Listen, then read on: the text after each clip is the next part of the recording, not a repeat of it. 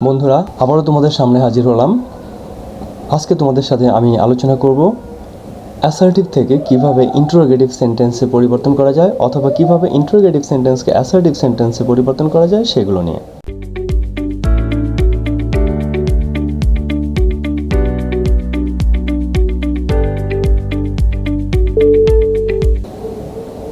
Rule number 1, assertive সেন্টেন্সে যদি be verb থাকে, বি ভার্ব মানে অ্যাম, ইজ, আর, ওয়াজ, ওয়ার, এগুলো যদি থাকে তাহলে বি ভার্ব সাবজেক্টের আগে বসাতে হয়।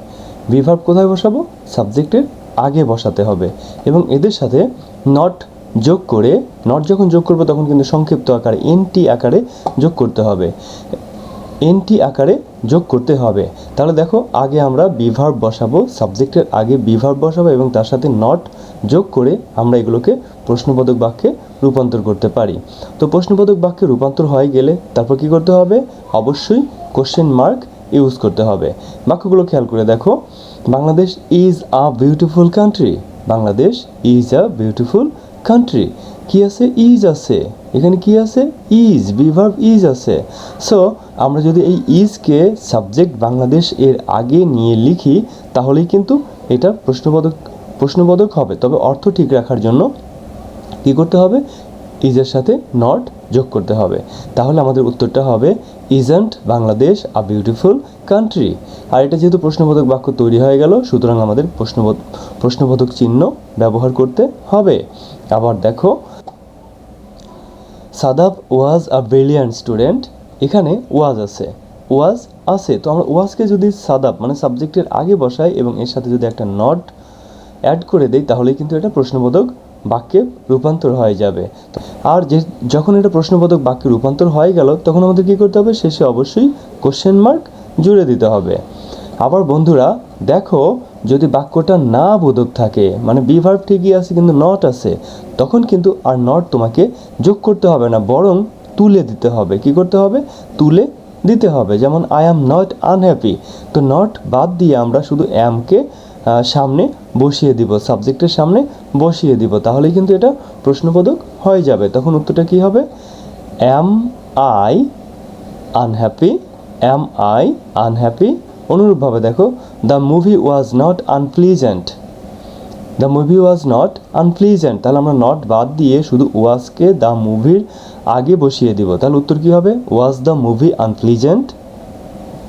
তাহলে তোমরা দেখলে যে আমরা কীভাবে অ্যাসার্টিভ সেন্টেন্সে যদি বি ভার্ব থাকে সেগুলোকে কীভাবে ইন্টারোগেটিভ করতে পারি।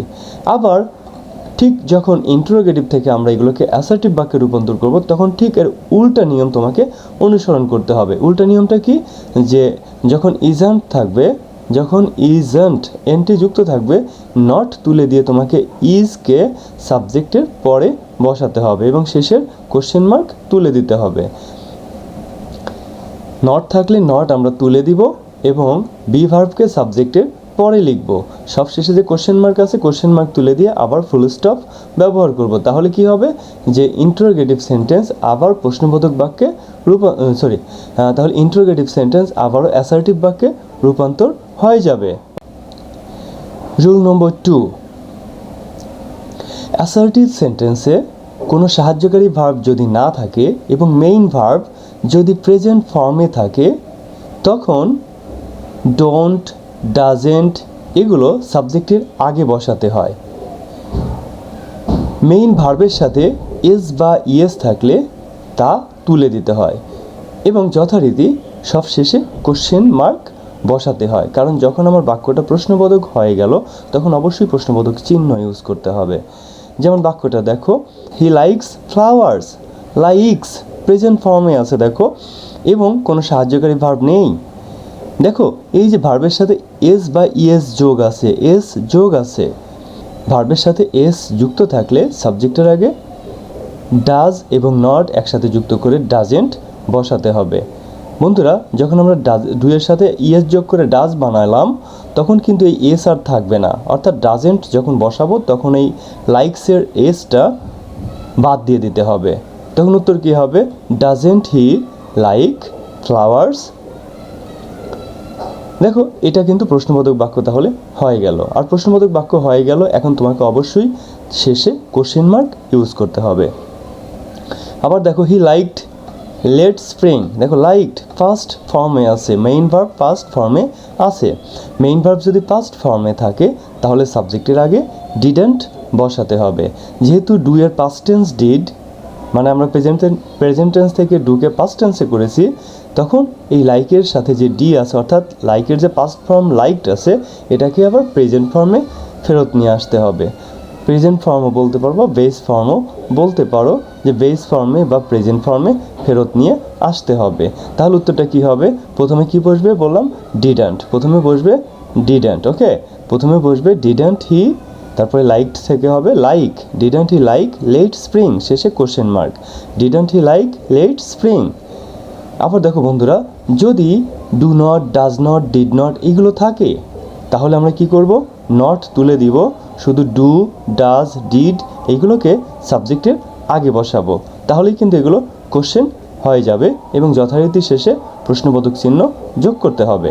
যেমন I do not like burger, যে নট আছে, নট বাদ দিয়ে শুধু ডু যদি আগে বসানো হয় তাহলে কিন্তু এটা প্রশ্নবোধক হয়ে যাবে, যে ডু আই লাইক বার্গার, শেষে কোশ্চেন মার্ক। এটা কি হবে তাহলে? এখানে নট উঠে যাবে, তাহলে কি হবে? Did he go to school yesterday, শেষে question mark, did he go to school yesterday. তাহলে বন্ধুরা তোমরা দেখলে যে অ্যাসার্টিভ সেন্টেন্সে যদি কোনো সাহায্যকারী ভার্ব দেওয়া না থাকে তাহলে সাবজেক্টের আগে ডু নট, ডাজ নট বা ডিড নট, টেন্স অনুযায়ী ডু নট, ডাজ নট বা ডিড নট বসিয়ে আমরা প্রশ্নবোধক বাক্যে রূপান্তর করতে পারি। আর যদি নট থাকে তাহলে নট বাদ দিয়ে শুধু ডু, ডাজ বা ডিড এগুলোকে সাবজেক্টের আগে বসিয়ে প্রশ্নবোধক বাক্যে রূপান্তর করতে পারি। এখন যদি বাক্যগুলোকে প্রশ্নবোধক বাক্যেই দেওয়া থাকে এবং তোমাকে বলা হয় যে তুমি এগুলো অ্যাসার্টিভ বাক্যে রূপান্তর করবে, তাহলে কি করবে? খেয়াল করে দেখো যে আমরা অ্যাসার্টিভ করার সময় যদি দেখি ডাজেন্ট আছে বা ডিডেন্ট আছে বা ডোন্ট আছে, এই তিনটা থাকলে এগুলো তুলে দিতে হবে, উঠে যাবে, এগুলোকে বাদ দিয়ে দিতে হবে, ওকে। মানে ডু, ডাজ, ডিড এগুলোর সাথে নট যদি যুক্ত থাকে তাহলে এগুলোকে একেবারেই বাদ দিয়ে দিতে হবে। আচ্ছা, ডু নট যখন বাদ দিব তখন মূল ভার্বের প্রেজেন্ট ফর্ম হবে, কোনো কিছু যুক্ত হবে না, এস বা ইয়েস যুক্ত হবে না, কখন? এটা ডু নট থাকলে। আর ডাজ নট যদি থাকে তাহলে ডাজ নট তুলে দিব, ঠিক আছে, কিন্তু ভার্বের সাথে এস বা ইয়েস যুক্ত করতে হবে। যেমন ধরো এখানে এই যে ডাজেন্ট আছে, আমরা এটাকে তুলে দিলে এই যে লাইকের সাথে আমার এস বা ইয়েস যুক্ত করতে হবে। লাইকের সাথে কি যোগ হয়? এস যোগ হয়। সুতরাং আমরা লাইকের সাথে এস যোগ করব আর এটাকে তুলে দিব। আর এটা তুলে দিলে সেহেতু যখন বাক্যটা আমার অ্যাসার্টিভ হয়ে যাবে তখন কিন্তু আর এই সাইন বসবে না, এই ইন্ট্রোগেশন মার্ক কিন্তু বসবে না। কি বসবে? ফুল স্টপ বসবে। তখন দেখো এখানে ডিডান্ট আছে, ডিডান্ট তুলে দিয়ে আমরা কি করব? যদি ডিডান্ট দিয়ে প্রশ্নবোধক বাক্য করা থাকে এটাকে আমরা অ্যাসার্টিভ করার সময় আমরা ডিডান্ট তুলে দিয়ে মেইন ভার্বের ফার্স্ট ফর্ম আমরা ব্যবহার করব, ওকে। আমরা তখন লিখব he liked late spring, he liked late spring, শেষে ফুল স্টপ ইউজ করব। আর যদি দেখো যে ডু, ডাজ অথবা ডিড দিয়ে প্রশ্ন করা আছে, ডু, ডাজ অথবা ডিড দিয়ে প্রশ্ন করা আছে এবং তোমাকে অ্যাসার্টিভ বাক্যে পরিণত করতে বলেছে, তাহলে বুঝতে হবে যে এই বাক্যটা আমার উত্তরে নেগেটিভ হবে, অর্থাৎ নট দিয়ে লিখতে হবে। তখন এই ডু, ডাজ, ডিড এগুলো উঠে যাবে না, বরং এদের সাথে নট যোগ করে এগুলো সাবজেক্টের পরে বসাতে হবে। যেমন এখানে ডু আছে, একসাথে নট যোগ করে সাবজেক্টের পরে বসাও, তাহলে হবে কি? I do not like burger, শেষে ফুল স্টপ দিতে হবে। এখানে কি হবে? ডিডের সাথে নট যোগ করো, তাহলে হবে ডিড নট। তাহলে কি উত্তর হবে? He did not go to school yesterday. Rule number 3, assertive সেন্টেন্সে বাক্যে যদি নেভার থাকে তাহলে সেটা ইন্টারোগেটিভ সেন্টেন্সে পরিবর্তনের সময় এভার এ পরিবর্তন হয়, অর্থাৎ নেভার থাকলে তাকে এভার বানিয়ে লিখতে হয় এবং শেষে প্রশ্নবোধক চিহ্ন বসাতে হয়। আর এই প্রশ্নবোধক বাক্যে পরিবর্তন করার নিয়ম কিন্তু আগের মতোই, শুধু পরিবর্তনটা একটু ডিফারেন্ট। কেন? যে এখানে আমরা নেভার থাকলে এভার লিখছি, এটাই কিন্তু পার্থক্য। তাহলে দেখো যে I never tell a lie, এটা প্রেজেন্ট ইনডিফিনিট টেন্স, তাহলে আমরা ডু বা ডাজ সাবজেক্টের আগে বসিয়ে প্রশ্নবোধক করব, তাই না? তাহলে এখানে আই আছে, আমরা ডু লিখব, আর দেখো এখানে নেভার আছে বলে নট কিন্তু বসবে না, এটাই পার্থক্য যে এখানে নেভার আছে বলে নট বসবে না, বরং নেভার কি হবে, এটা এভারে পরিবর্তন হয়ে যাবে। তাহলে উত্তর কি হবে, do I ever tell a lie, do I ever tell a lie. এটা কি হবে, দেখো নেভার ওয়েন্ট পাস্ট টেন্স আছে, তাহলে ডিড দিয়ে প্রশ্ন করতে হবে, তাহলে কি হবে, ডিড হি, নেভার থেকে হয়ে যাবে এভার, আর যখন আমরা ডিড দিয়ে প্রশ্ন করব তখন ওয়েন্ট হয়ে যাবে গো, তাহলে কি হবে, did he ever go there, did he ever go there. তাহলে তোমরা দেখলে কিভাবে নেভার থাকলে প্রশ্নবোধক বাক্যে পরিবর্তন করতে হয়। আবার যদি বিপরীত ক্রমে আমি বলি যে এভার বা এভার দিয়ে যদি প্রশ্নবোধক বাক্য দেওয়া থাকে এবং তোমাকে বলে যে এটাকে অ্যাসার্টিভ সেন্টেন্সে রূপান্তর করো, তখন তোমাকে কি করতে হবে, এভারের পরিবর্তে নেভার বসাতে হবে, এভারের পরিবর্তে নেভার বসাতে হবে। আর যদি ডু বা ডাজ দিয়ে প্রশ্ন থাকে তোমাকে বুঝতে হবে যে মেইন ভার্ব আমার প্রেজেন্ট টেন্সে রাখতে হবে, আর যদি ডিড দিয়ে প্রশ্ন থাকে তাহলে তোমাকে বুঝতে হবে যে আমার মেইন ভার্বটা পাস্ট টেন্সে পরিবর্তন করতে হবে। ওকে, তাহলে দেখো এই বাক্যটাকে যদি আমরা অ্যাসার্টিভ করি তাহলে কি হবে, ডিড আছে, তাহলে প্রথম কাজ হলো নেভারকে এভারকে নেভারে রূপান্তর করা, তারপরে ডিড আছে, ডিড তুলে দিয়ে আমরা মূল ভার্বের পাস্ট টেন্স লিখব, তাহলে কি হবে, he never went there, he never went there. এটা কি হবে, I never tell a lie, I never tell a lie. কেন টেল হলো পাস্ট টেন্স হলো না, কারণ এখানে ডু আছে, ডু বা ডাজ দিয়ে প্রশ্ন করলে তখন মূল ভার্বের প্রেজেন্ট টেন্স হবে।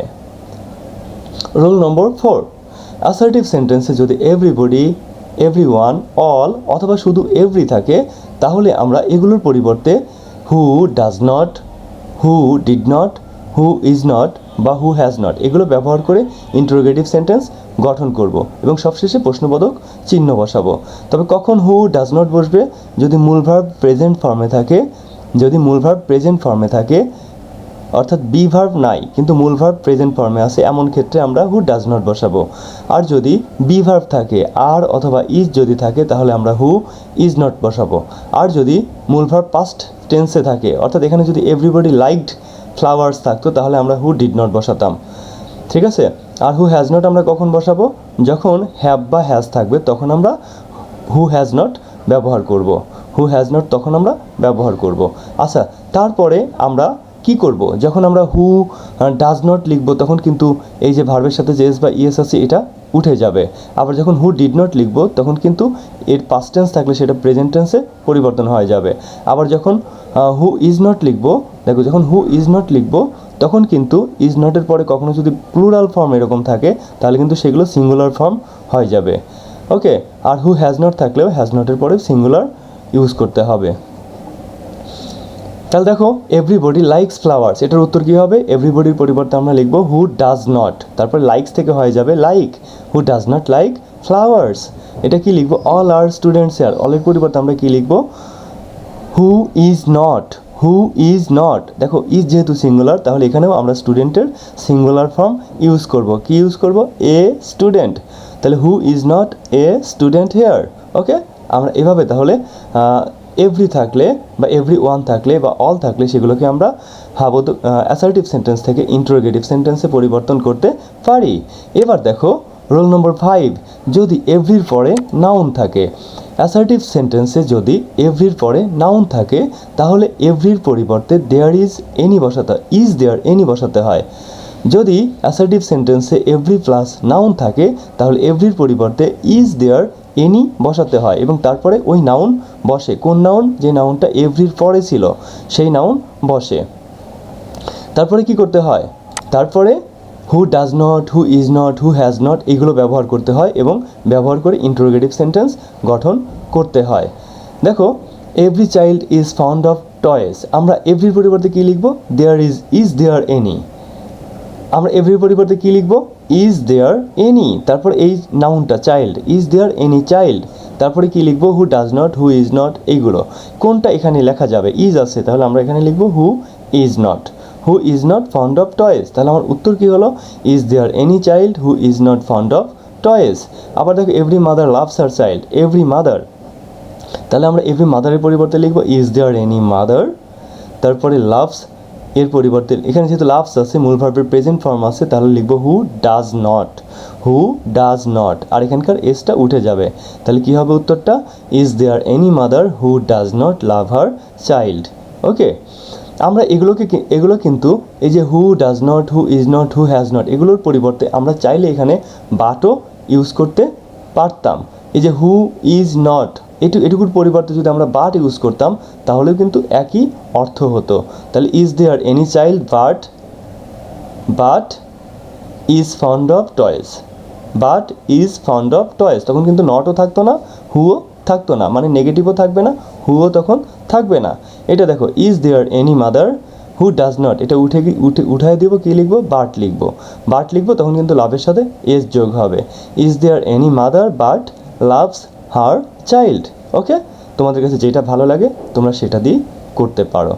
তো বন্ধুরা, আজকে এই পর্যন্তই, আবার দেখা হবে আগামী দিন। ভালো থেকো, আল্লাহ হাফেজ।